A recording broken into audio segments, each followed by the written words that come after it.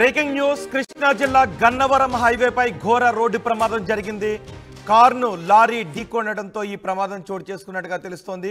ప్రమాద స్థలంలోనే నలుగురు మృతి చెందారు. అయితే కారు ముందు భాగం నుజ్జునుజ్జైంది. కారును వెనుక నుంచి లారీ ఢీకొంటే ముందు భాగం నుజ్జునుజ్జు కావడం పైన కొన్ని అనుమానాలు వ్యక్తమవుతున్నాయి. కారు ముందు వెళ్ళి డివైడర్ని ఢీకొన్న తర్వాత లారీ వచ్చి ఢీకొందా, ఏం జరిగింది అనే విషయం పైన కొంత అనుమానం వ్యక్తమవుతోంది. అయితే మృతులంతా తమిళనాడు వాసులుగా గుర్తించారు. గాయపడ్డ మహిళను ఏలూరు ప్రభుత్వ ఆసుపత్రికి తరలించారు. బాపులపాడు మండలం కోడూరుపాడు దగ్గర ఈ ఘోర ప్రమాదం చోటు చేసుకుంది. ప్రమాదం జరిగిన ప్రదేశంలో కారు పార్ట్స్ ఊడిపోయిన దృశ్యాలు కూడా మనం ఆర్టీవీ స్క్రీన్ పైన చూస్తున్నాం. కారు లారీ ఢీకొన్న ఘటనలో నలుగురు అక్కడికక్కడే మృతి చెందారు. మా ప్రతినిధి రాజేష్తో మాట్లాడదాం. రాజేష్, ఈ ప్రమాదం గురించి మీ దగ్గర ఉన్న సమాచారం ఏంటి? ఎలా జరిగింది ఈ ప్రమాదం?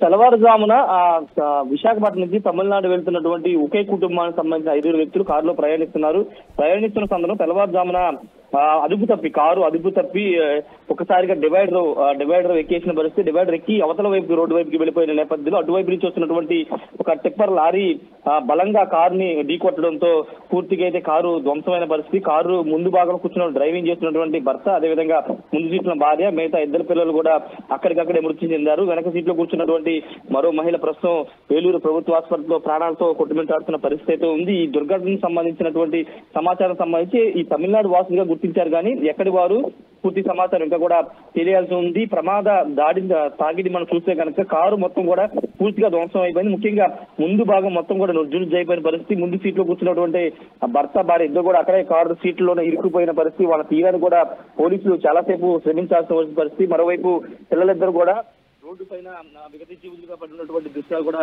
మనం చూస్తున్నాం. అత్యంత ఘోరమైన యాక్సిడెంట్ చెప్పుకోవచ్చు. గతంలో ఇదే ప్రాంతంలో బాపులపాడు ప్రాంతంలో హైవే మీద చాలా దుర్ఘటనలు జరిగాయి. ఇప్పుడు ఈ దుర్ఘటనకు సంబంధించి పోలీసులు అయితే కేసు నమోదు చేశారు. ప్రస్తుతం హాస్పిటల్ ఉన్నటువంటి ఏలూరు ప్రభుత్వ ఆసుపత్రిలో చికిత్స పొందిన ఆమె ద్వారా పూర్తి సమాచారాన్ని తెలుసుకుని వారి కుటుంబ సభ్యులకైతే సమాచారాన్ని చేరవేస్తున్నారు. రోహిత్, ఏదేమైనా ప్రస్తుతం ఈ బాపులపాడులో జరిగిన దుర్ఘటనకు సంబంధించి మొత్తం 4 అక్కడికక్కడ మృతి చెందగా ఒకళ్ళు అయితే గాయపడ్డారు. ప్రస్తుతం వాళ్ళ మృతదేహాలకు అయితే పోస్ట్ మార్టం నిర్వహించి స్వస్థలాలకు పంపించే ఏర్పాట్లు కూడా పోలీసులు అయితే చేస్తున్నారు. అయితే డ్రైవర్ అంటే డ్రైవింగ్ చేసినటువంటి భర్త ఈ నిద్రమత్తులో ఉన్నారా లేకపోతే ఏం జరిగింది అనేది ఇంకా పోలీసులు నిర్ధారించాల్సి ఉంటుంది. ఎందుకంటే అంత ఓవర్ స్పీడ్ కారణంగానే డివైడర్ ఎక్కి అవతల వైపుకి వెళ్ళిందా ఏంటో దాని మీద పోలీసులు విచారణ చేస్తున్నారు. మరో వెహికల్ ఏమన్నా గుద్దడం వల్ల ఆ వెహికల్ డివైడర్ మీదకి వెళ్ళిందనే కోడలో కూడా పోలీసులు అయితే విచారణ చేస్తున్నారు. పూర్తి స్థాయిలో విచారణ చేసిన తర్వాత దీనికి సంబంధించిన వివరాలు పోలీసులు వెల్లడించే అవకాశం అయితే కనబడుతుంది. ప్రస్తుతానికి అయితే ఆ 4 మృతదేహాలకు సంబంధించినటువంటి పోస్ట్ మార్టం పూర్తి చేసి